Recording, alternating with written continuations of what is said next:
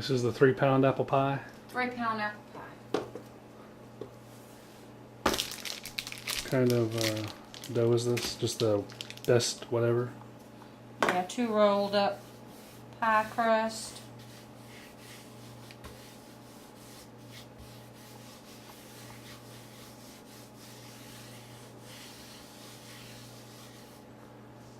What kind of flour is that? It don't matter what kind, but I'm using all-purpose. A little bit on the bottom. I stretched the dough out just a little bit before I started because it gets a little thick around the edge. So I have enough to go all the way up the sides. That's a deep dish pan. Has to be.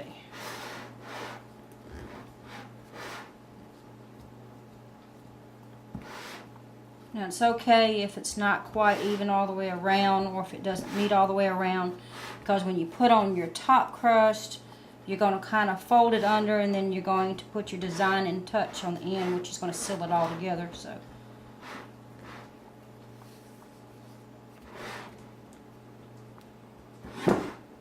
I just like to take the seams where the dough folds over, kind of thin it out as much as possible.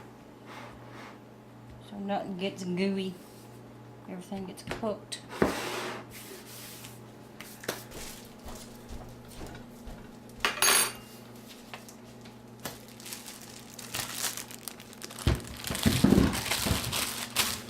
Alright, let's get to peeling. Oh, Granny Smith. So it's peel then core.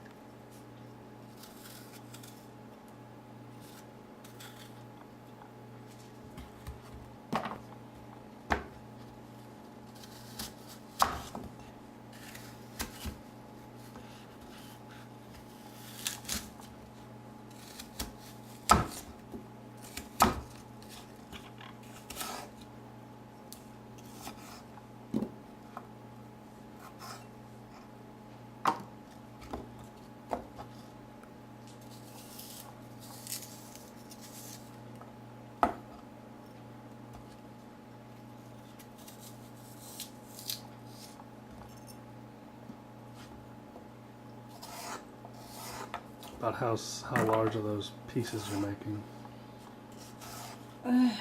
Probably about 1 inch.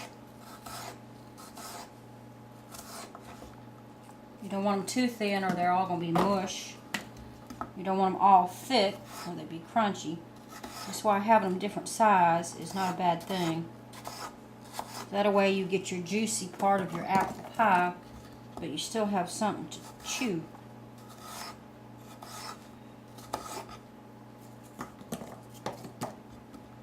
No mushy apples.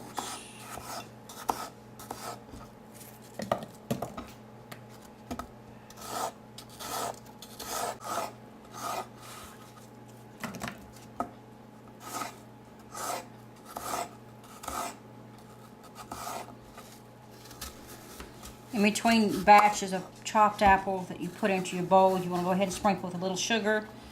And go ahead and sprinkle a little bit of flour. That way it reduces on a browning.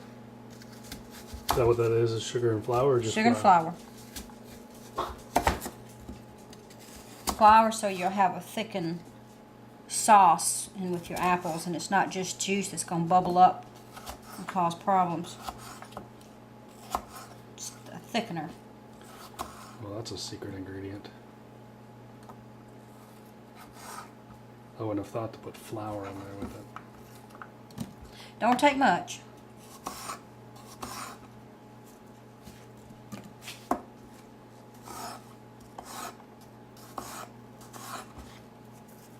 No, there's no particular measurement in here. It's just by what it looks like or the color. Putting cinnamon in, I go to a different shade of brown that I like.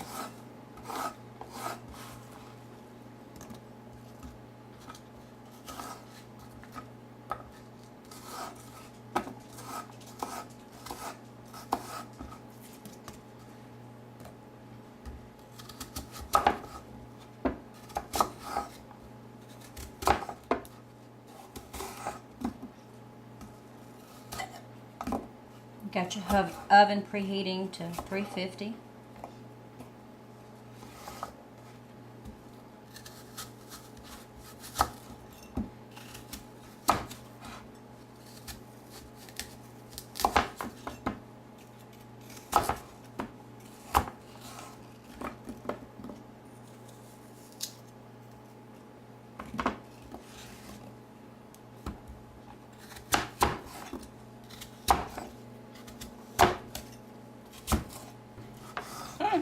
You always got to taste your apples, because sometimes your apples are sweeter than the others. You need to know how much sugar. That's why I never like to measure my sugar, or I never bother measuring my sugar, because you're going to put a different amount of sugar each time depending on the tartness of your apples. But always let the person... sweet. Yep. On the sweet side, so you're going to cut down the sugar, and make sure you let the person slicing the apples know that you're going to do a taste testing, or you might be missing a digit. I trust you with a knife. It's not me you got to worry about. I haven't made you mad lately, so there's no reason to start cutting on me yet. Well, you know, preventive measures. Ounce of prevention. Keep you honest.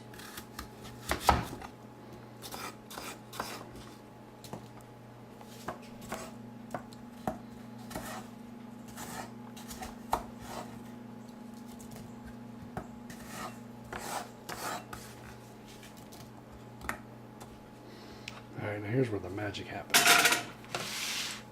Yeah.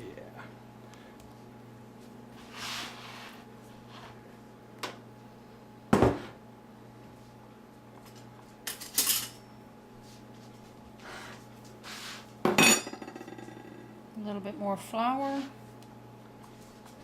Apples are a little on the sweet side, so you might want to add a little bit more flour than normal. Yeah, because the carbs are already broken down into sugars. Simpler sugars.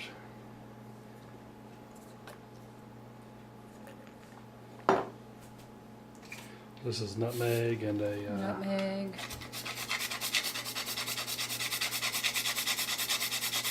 I usually just put my nutmeg in a pile so I can kind of judge how much. Using fresh nutmeg, you don't want to put that much in there, or you're going to think you're biting into a forest. Whew. You can just smell that. This is the cinnamon. Cinnamon. Do not be afraid of your cinnamon shaker. Oh, wow, that smells awesome. As you start to stir, you'll start seeing the moisture. So if you see a lot of that, then you know you put the right amount of flour in.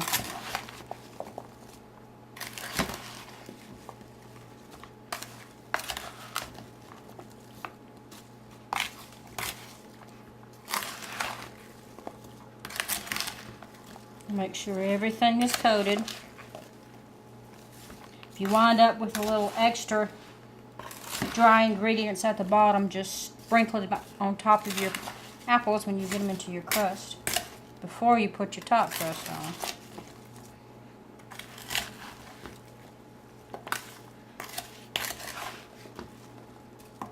Okay. You can tell by the sound of the spoon and my apples that I don't got enough sugar. So you should be hearing like a grinding sound. Yeah, a little crunchy. So you throw in a little bit more flour. A little bit more flour, just a little bit more sugar. You got to keep in mind the taste of apples. And I haven't got to the right shade of brown for my apples. Yeah, that should do it. Keep seeing a naked apple at the bottom. Trying to make sure it gets covered. And there's a streaker in every bunch. Eventually the bunch has to get some cinnamon on there. Oops, I'm gonna jump for it.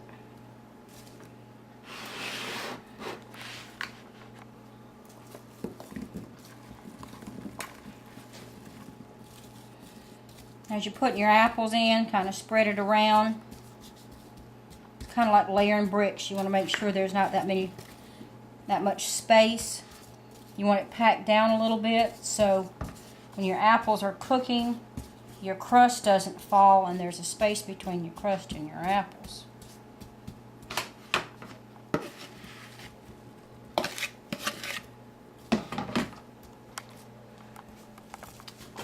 See, that's mounted up pretty high.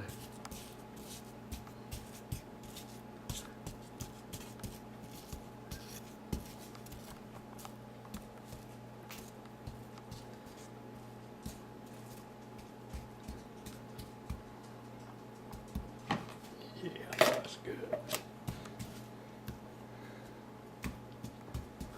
I know what I'm having tonight.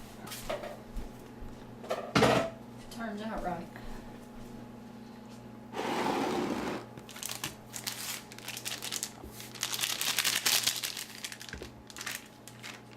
Top crust, you gotta roll it out. You can just put slits in it if you want to. I always like to use cute little cookie cutters.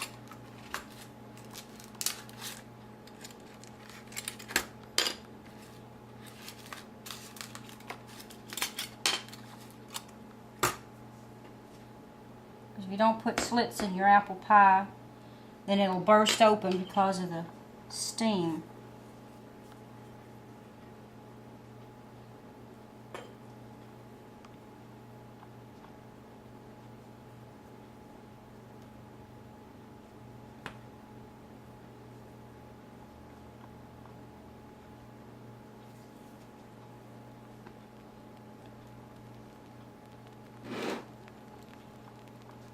If you don't get it centered, that's no big deal. Then just put the overlapping dough from the top towards the bottom where there was a shortcoming in your dough. That's why it doesn't too much matter about the bottom crust. Because you're going to kind of take it, go under, grabbing your bottom crust, kind of pressing them together.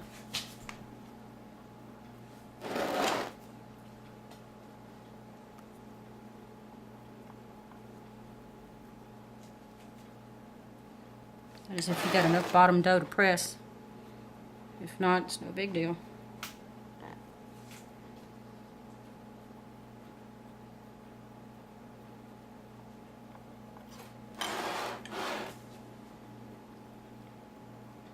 I usually go around once to do this quickly. Then you go back around and make it pretty.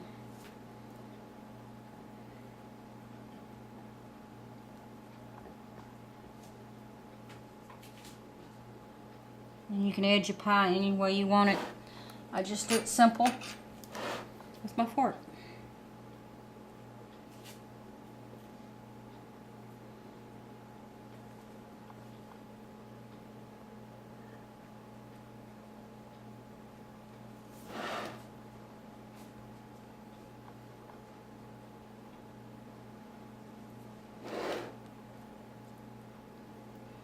Not to waste anything, I always put my little doughy pieces that I cut out from my top back on. I always dampen it with a little bit of water. And I usually put it close to where I cut it from because the holes will stretch and this will keep them a decent size.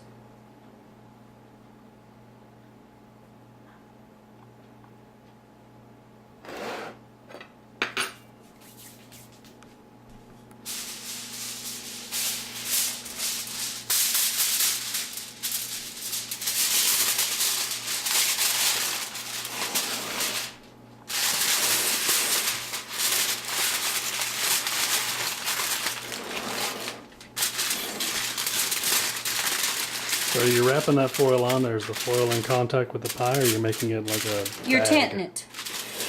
You don't want it to touch your pie. Touch the edge of your pie plate only to keep it secure so you can move your pie decently without your tinfoil shifting. But just, you don't want it to, you want your pie crust to bake in there. You don't want it to, I don't want to do that either.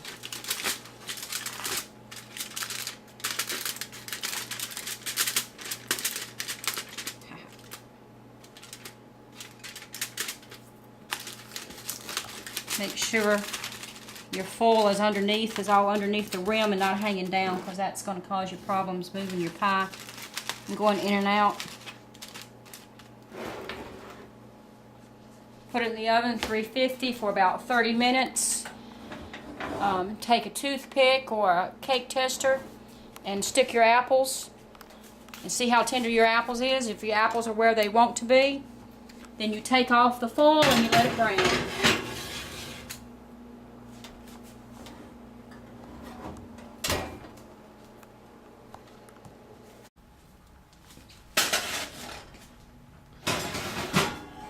So, what, 35 minutes passed? Probably 40, 45.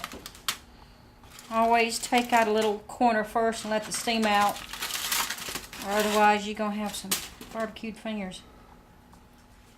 Alright. Test your apples.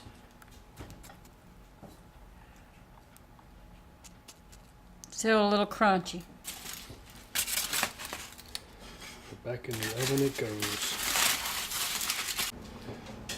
Alright, so it's been what, another 10, 15 minutes? 15. 15 more minutes.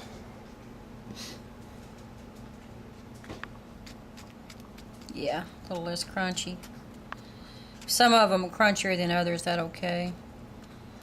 Give you a good bite. You can hear that little poke.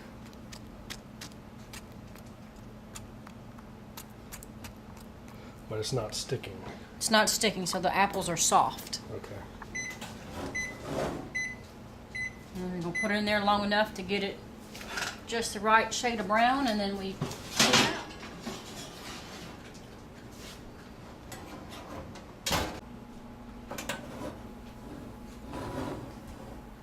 How's it look, baby? Not quite brown enough. Not quite.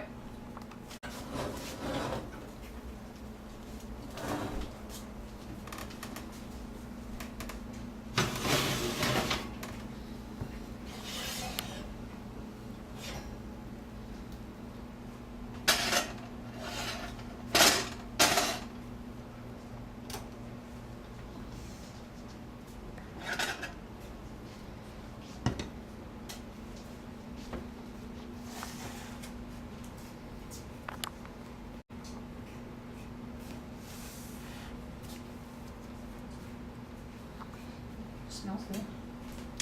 It does smell good. That thing doesn't record smells. That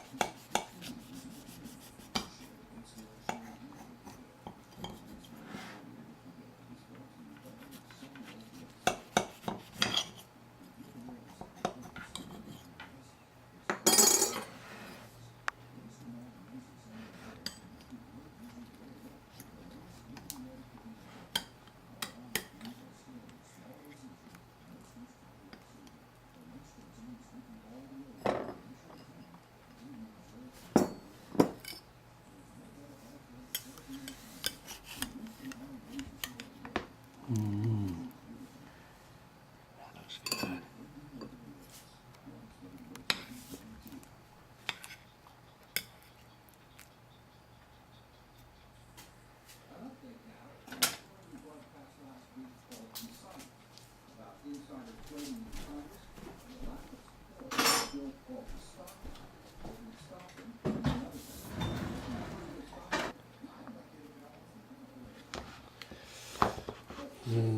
Vanilla.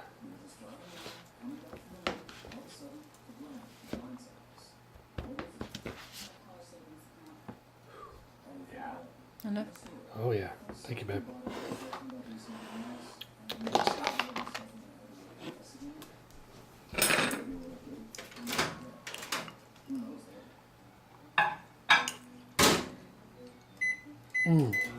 Perfect. You even got any of the pie? Mm-hmm. Oh yeah. Oh, that's some good stuff.